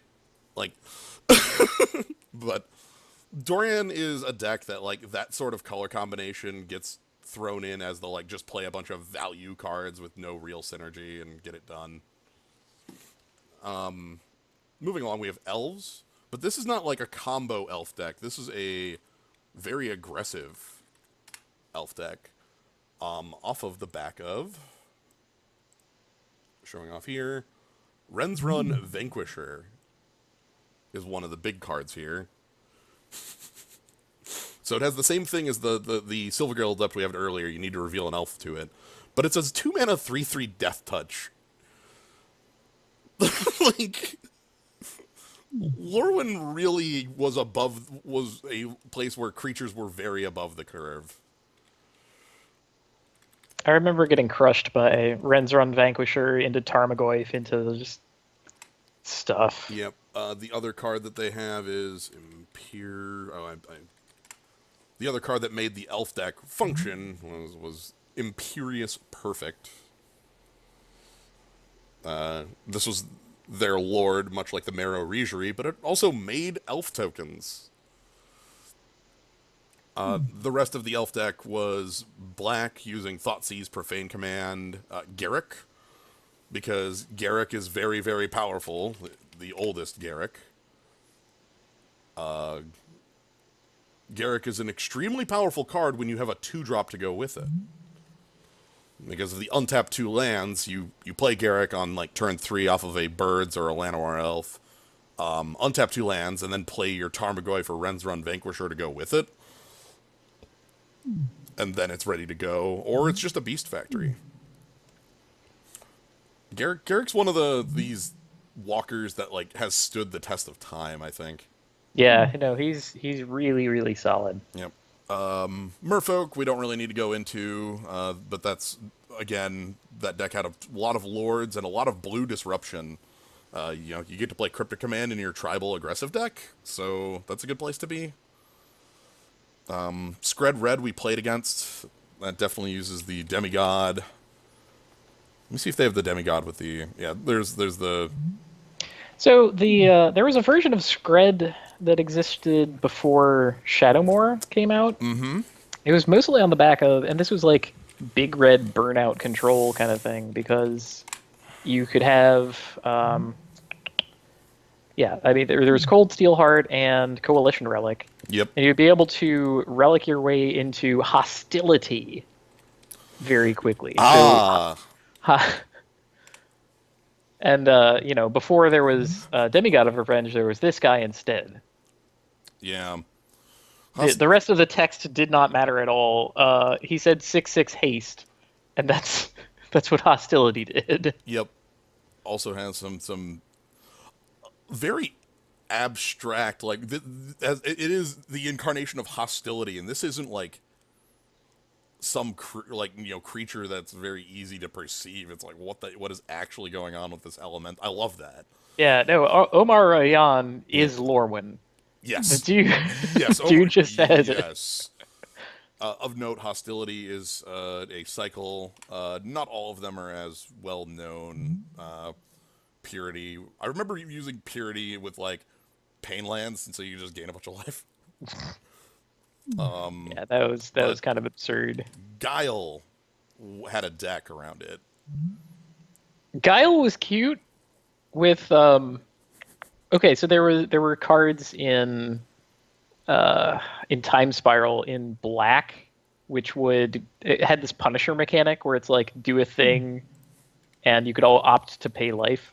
But with Dash Hopes, the thing that it did was counter itself. But if you had Guile out and they chose to pay 5 life, the Dash Hopes would counter itself, which would allow you to cast it again. So they paid 5 life for nothing. Yep. Which was cute and only ever tricked anyone once, but right. It also countered their spell, so sure. My favorite play I ever had against Guile was my opponent played Guile, and I'm playing Merfolk, and I just go, Lord of Atlantis. And they're like, oh, packed in the Wait a minute. That's still going to pump your team, isn't it? Like, they packed it, put it into play, and then die. They can choose not to, but there's only one demigod in Magic. Does that mean the fists of the demigod are... Yes. These fists, like this cycle, all corresponds to like these cards. So there's Demigod of Revenge, which has the fists of the demigod. Shadowmoor was extremely tight with all of its cycles. Yeah, we had Godhead of Awe. All other creatures are a base 1/1, and then Steel of the Godhead, which can go on Godhead of Awe.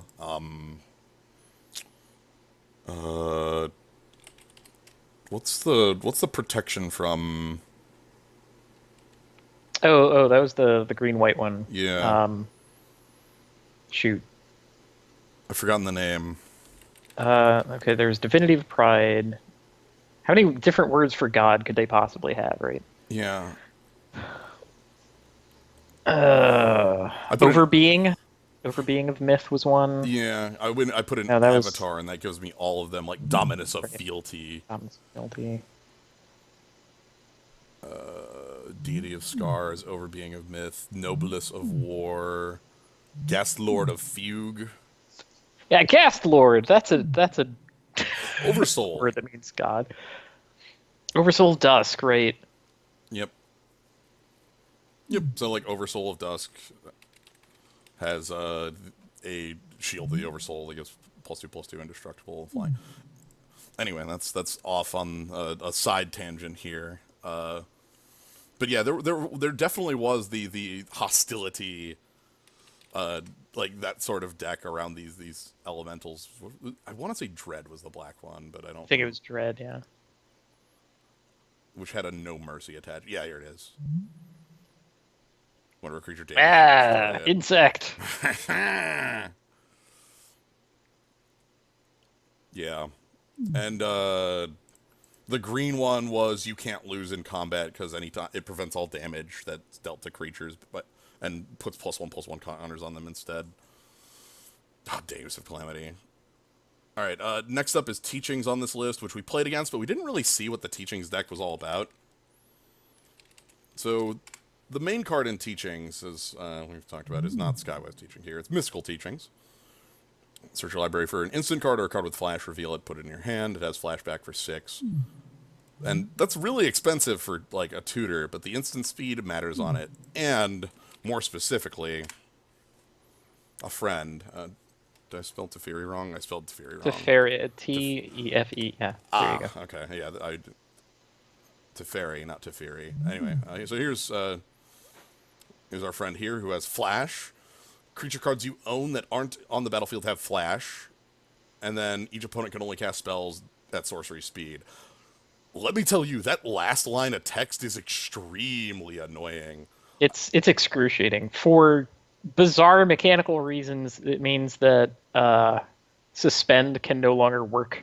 Yep. You cannot cast something off of Suspend. Like, if you go for... You can't kill spell on your opponent's turn. You can't...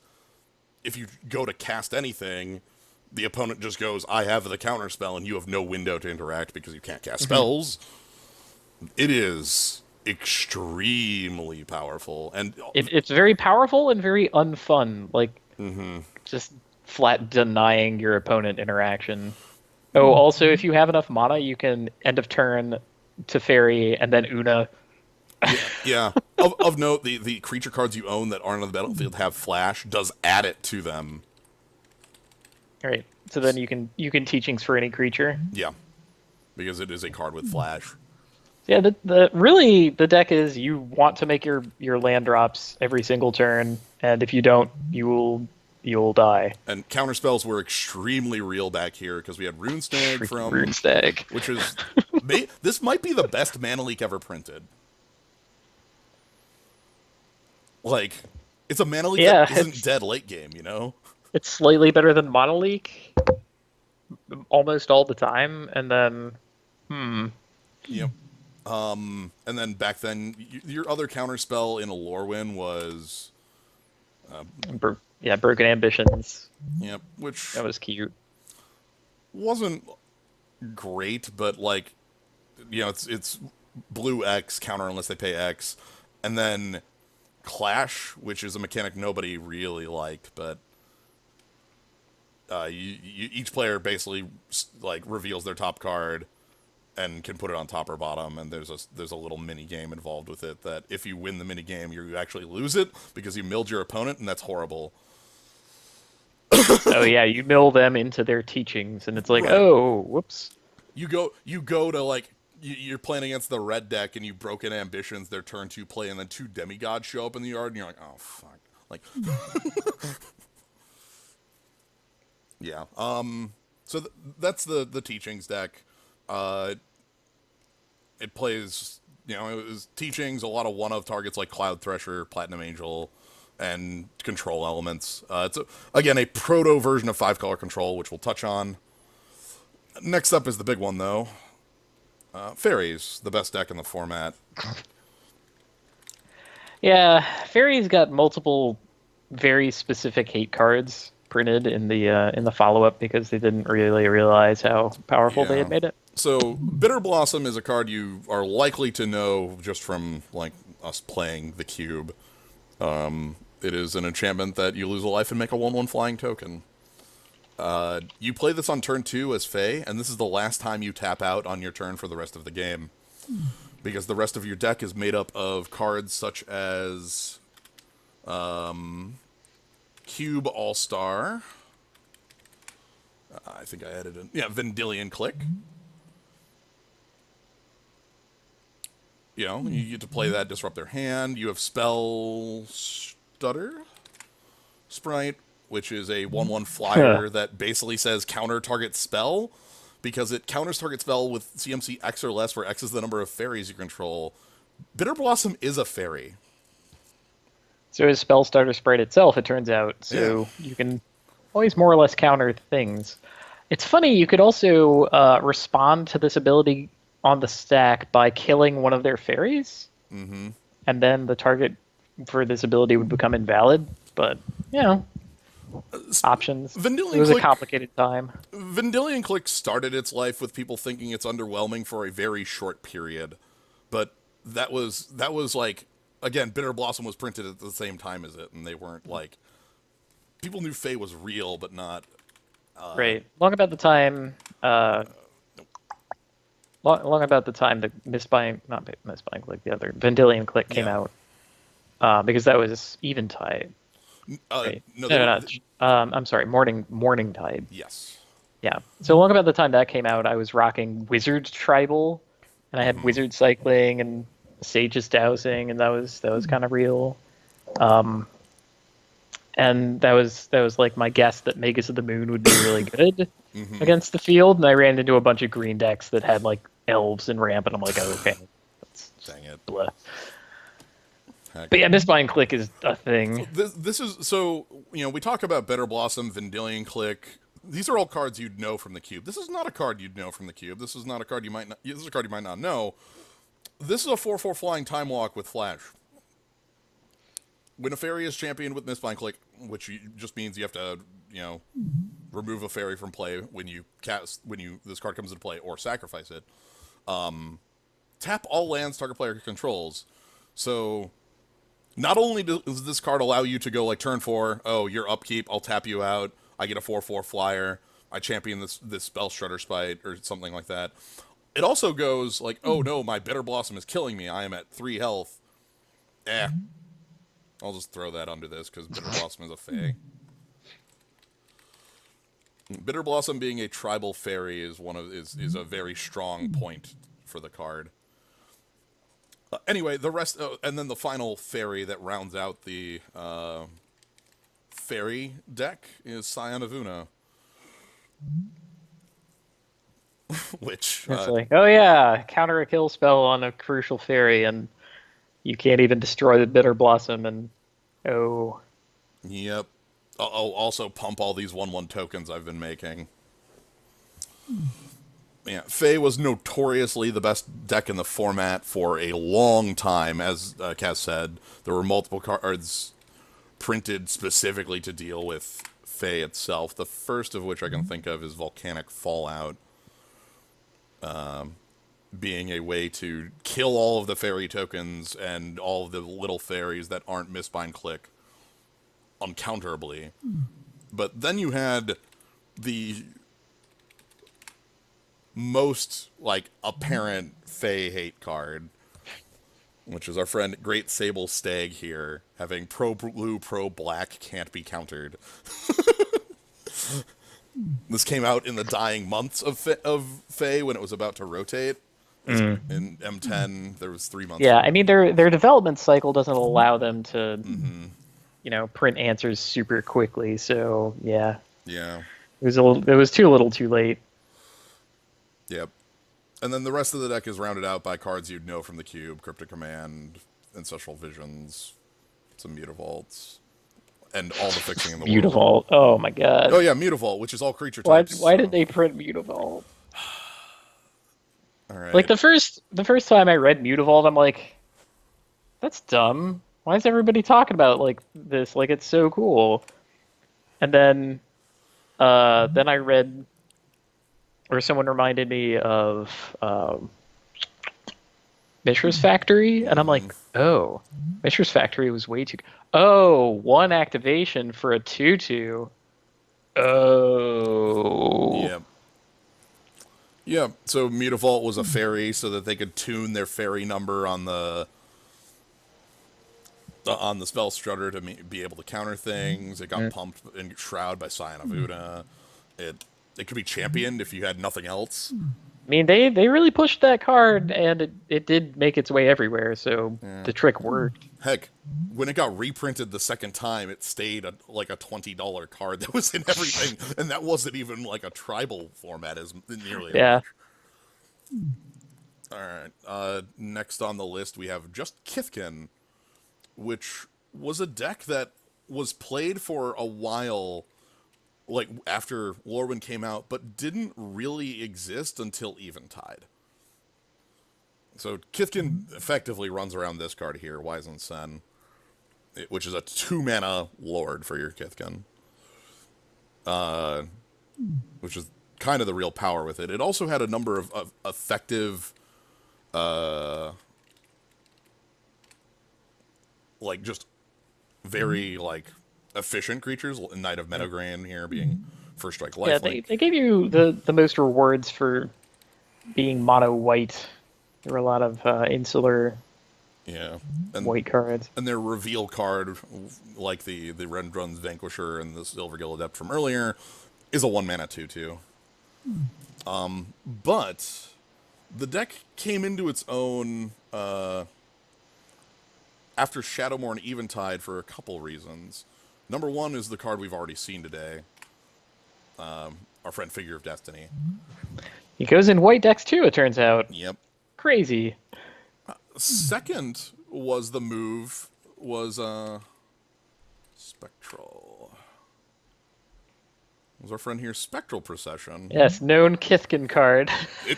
It was one of the cards that made the deck function because one of the big moves that it had available to it, so Spectral Procession, make 3 white 1/1s. One of its biggest moves that it had was Windbrisk Heights. A land, this has a lot of text, but it says, comes to play tapped. Look at the top 4 cards of your library, put 1 face down under it, and the rest at the bottom of your library. And then you can pay 1, tap it, and cast the card for free if you've attacked with 3 or more creatures this turn. This was notoriously bugged when it first came out on Magic Online, and you could just activate the second ability rather without doing anything to do it. Yep. So I knew people who made decks around this and just sort of Windbrisk Heights away a chroma. The other card that made this function, along with Spectral Procession, was Cloudgoat Ranger. The kind of idea with Kithkin was that it was 1-card threats. Like, Figure of Destiny is a threat that demands an answer. Cloudgoat Ranger demands a board wipe. Spectral Procession demands more of a board wipe. It can't be just like pinpoint removal. And like all the Kithkin made off these can be pumped by the Wizened Sen. The deck played Glorious Anthem. It was a good aggressive deck, and once it got Figure of Destiny, that allowed it to be fast enough to fight Fae, at least like not on even footing, but on realistic footing.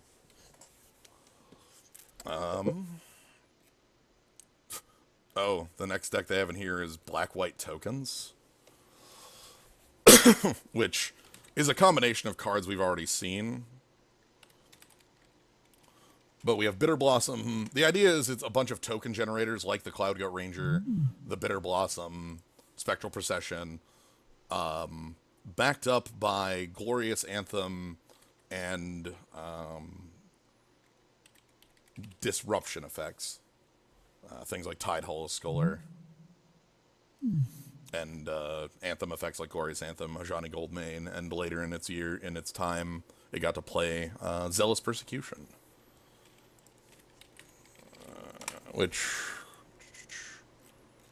Zealous Persecution.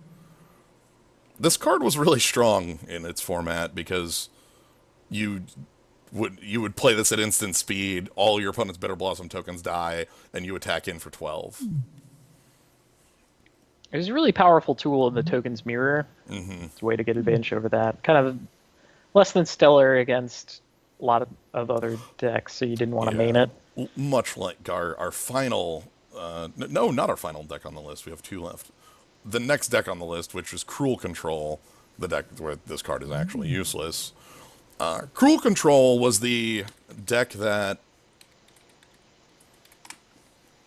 finally was the end point of realizing that the mana bases in Lorwyn were perfect. You could play anything you wanted.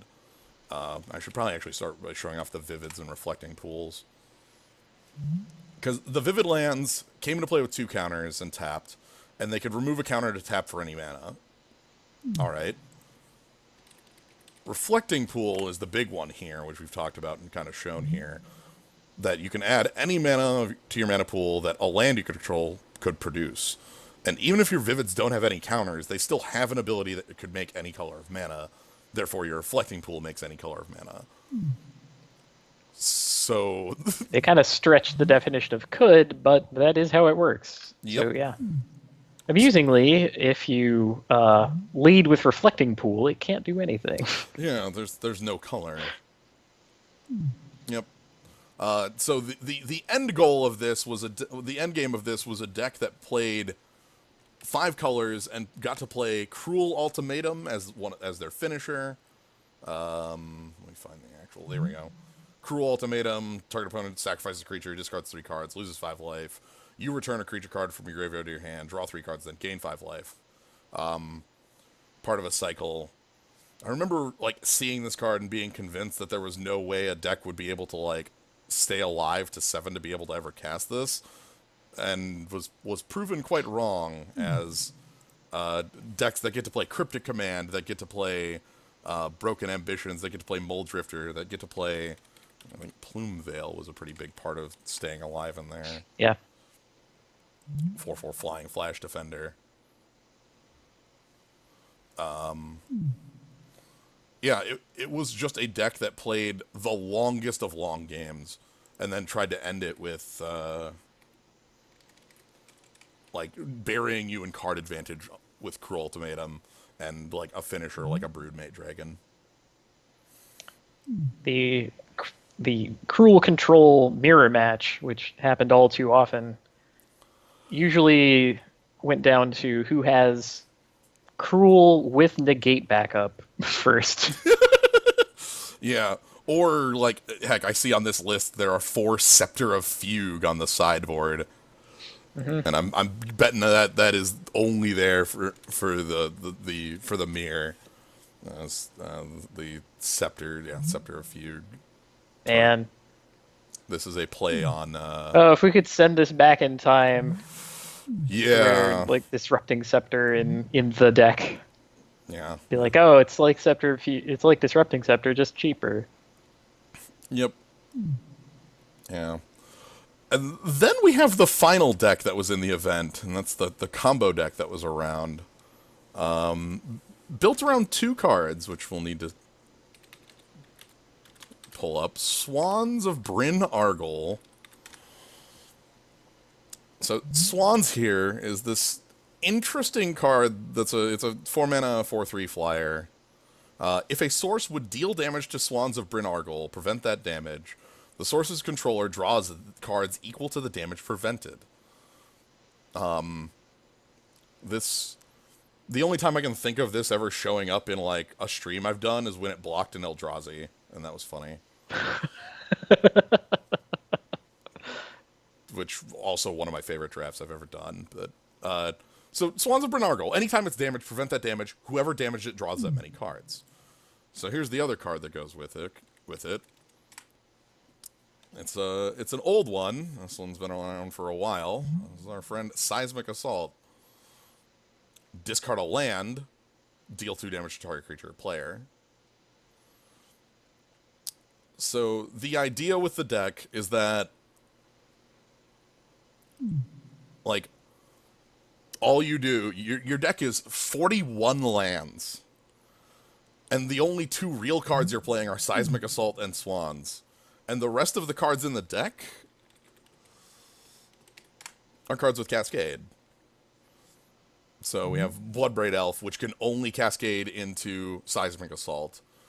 We have Deny Reality, which could cascade into Swans of Bryn Argol. You had Bituminous Blast, which could cascade into Swans of Bryn Argol as well. Or Seismic Assault, or into Bloodbraid Elf, which would then cascade into Swans.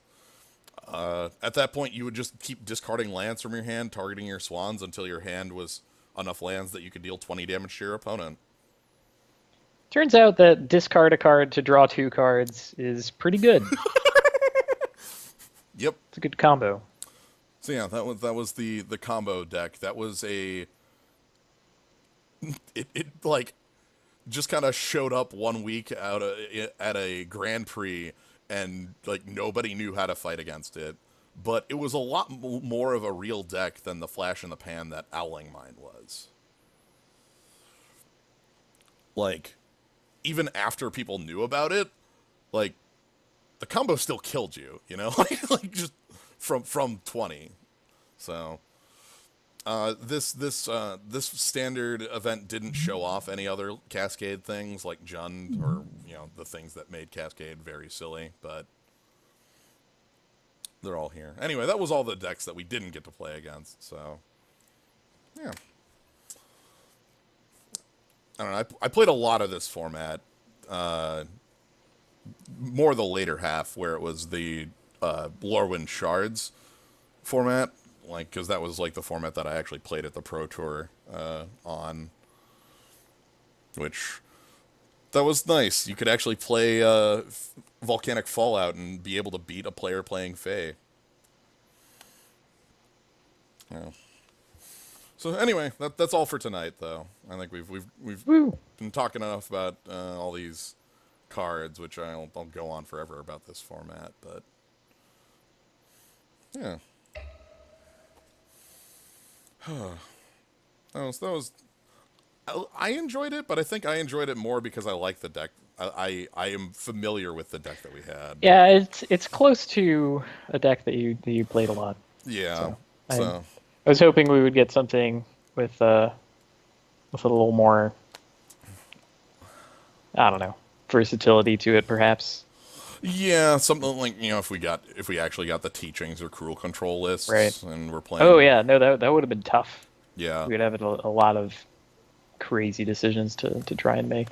Yeah, Synergy was overwhelming, and even apart from Synergy, there were a lot of individual cards that were just like, why is this so powerful? Yeah, it's, again, I think the Mono bases that let you cast anything. The biggest thing I can think of is in game 1, round 1 against that Merfolk player, we played a turn 2 5/5.